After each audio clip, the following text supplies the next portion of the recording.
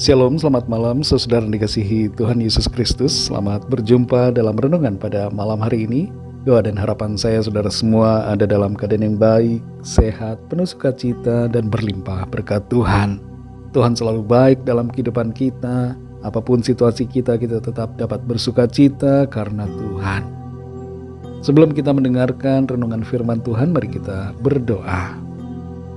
Bapa Surgawi, Bapa dalam nama Tuhan Yesus Kristus, kami mengucap syukur karena kebaikan Tuhan. Tuhan sudah menuntun, melindungi kami, menyertai dalam sepanjang hari ini. Tuhan sudah menolong, kami bersyukur untuk semua berkat kebaikan-Mu. Saat ini kami mau mendengarkan sabda firman-Mu. Urapi kami agar kami mengerti dan taat pada kehendak-Mu. Dalam nama Tuhan Yesus kami berdoa. Haleluya, amin. Saudara yang dikasihi Tuhan, ayat renungan kita pada saat ini terdapat dalam kitab Keluaran pasal 11 ayat yang pertama. Tertulis demikian. Berfirmanlah Tuhan kepada Musa, Aku akan mendatangkan satu tulah lagi atas Firaun dan atas Mesir. Sesudah itu ia akan membiarkan kamu pergi dari sini. Apabila ia membiarkan kamu pergi, ia akan benar-benar mengusir kamu dari sini. Saudara yang dikasihi Tuhan, peringatan atau teguran seringkali diabaikan orang.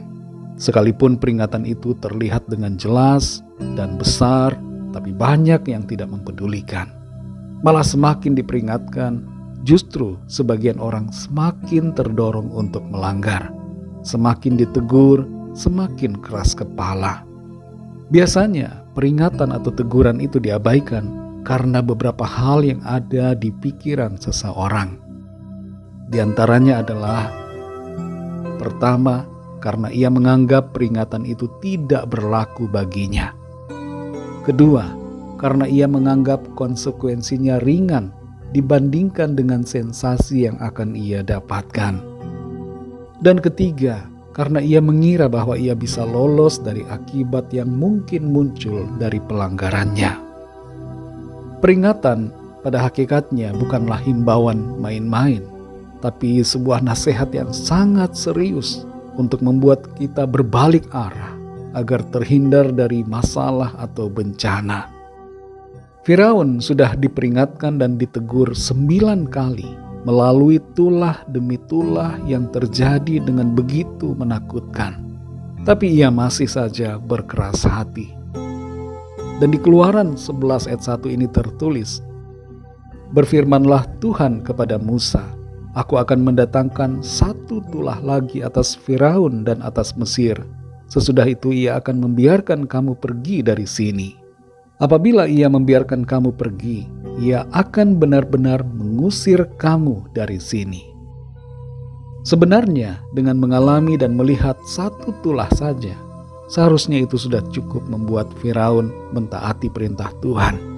Apalagi melewati 2 atau 3 tulah yang menimbulkan kesukaran, semestinya ia berhenti dari kekerasan hatinya. Di perusahaan biasanya surat peringatan hanya sampai 3. Di sini kalau kita pelajari, Tuhan memberikan sampai SP10 kepada Firaun. Tulah yang terakhir membuat Firaun akhirnya menyerah dan menuruti apa yang menjadi kemauan Tuhan.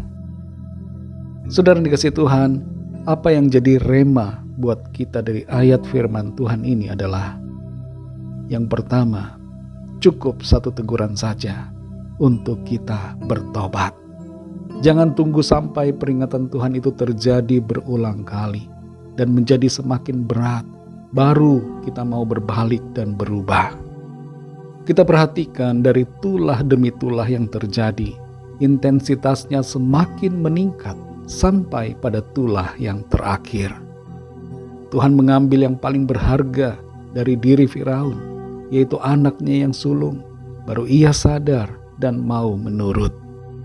Baiklah kita tidak keras kepala terhadap setiap teguran Tuhan dalam hidup kita, tapi lekas berubah sesuai dengan kehendak-Nya.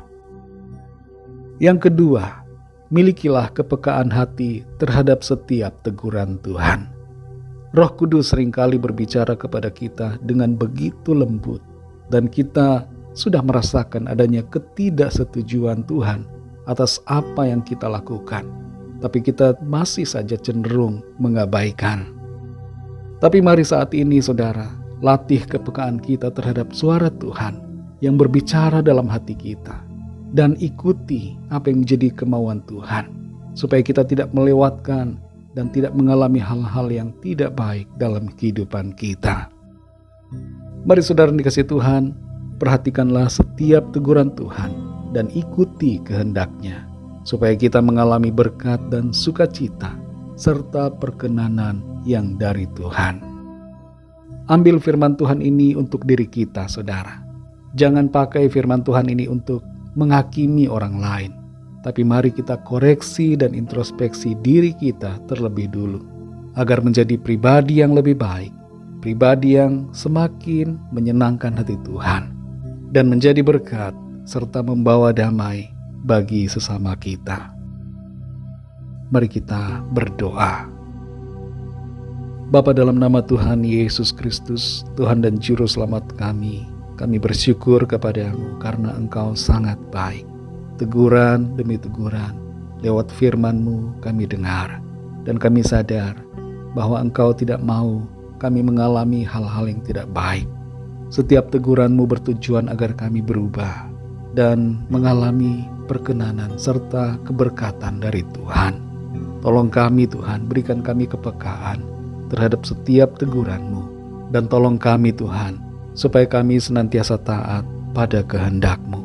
Ampunilah kami Tuhan akan segala dosa dan kesalahan kami, dalam perkataan, pikiran, dan perbuatan kami, seperti kami juga mengampuni orang yang bersalah kepada kami. Kuduskan kami selalu, dan tuntun kami Roh Kudus untuk terus berjalan dalam kebenaran-Mu ya Tuhan.